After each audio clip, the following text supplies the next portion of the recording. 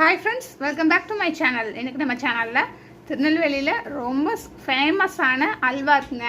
கோதுமை அல்வா. அதுதான் எப்படி பண்றதுன்னு பார்க்கலாம். இப்போ வாங்க வீடியோக்குள்ள போலாம்.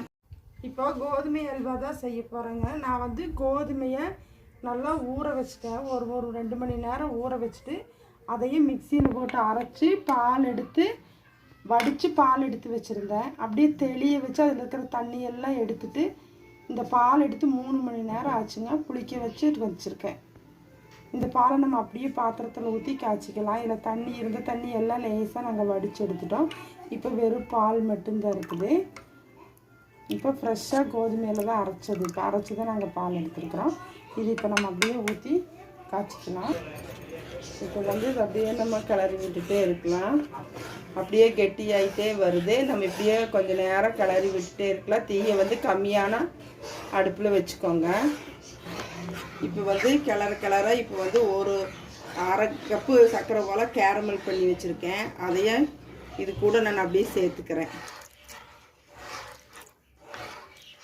கொஞ்சமாக பாத்திரத்தில் ஒரு அரை கப் சர்க்கரை போட்டு நீங்கள் வந்து அடுப்பில் வச்சுட்டு அந்த எந்த தண்ணியுமே ஊற்றாமல் அப்படியே தொலாவி விட்டுட்டே இருந்தீங்கன்னா சர்க்கரை வந்து ஒரு மாதிரி மெரூன் கலராக ஆயிரும். அந்த மெரூன் கலர் ஆனது அப்படியே எடுத்து வச்சுருங்க. அது இதுக்கு அல்வாவோட கலர் கொடுக்கும். அல்வாவுக்கு நல்ல கலர் கொடுக்கும். இப்போ கிளற இப்போ நம்ம இதில் ஒரு அரை கப் அளவு, ஒரு கப் அளவுக்கு மாவு எடுத்துருந்தோம். 1.5 கப் மாவுக்கு நான் ஒரு அரை கப்பு கொஞ்சம் அதிகமாக சர்க்கரை சேர்த்துக்கிறேன்.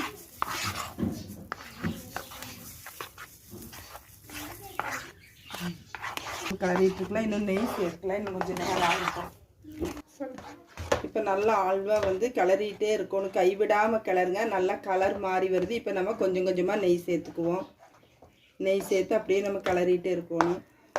நம்ம ஒருத்தராக இது செய்ய முடியாது. நம்ம கூட ஒருத்தர் வச்சுட்டு தான் செய்யணும்.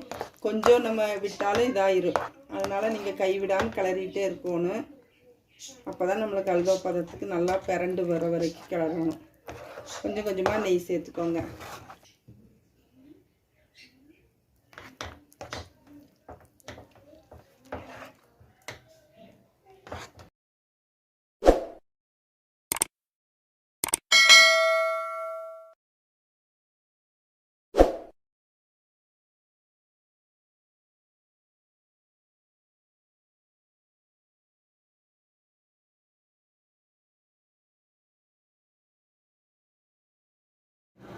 பாருங்கள், அல்வா நல்லா ரெடி ஆகிடுச்சு. பாத்திரத்தில் ஒட்டவே இல்லை. நல்லா வந்துருச்சு. ஒரு கரெக்டாக ஒரு 1.5 மணி நேரம் 1.25 மணி நேரம் எங்களுக்கு ஆயிடுச்சு.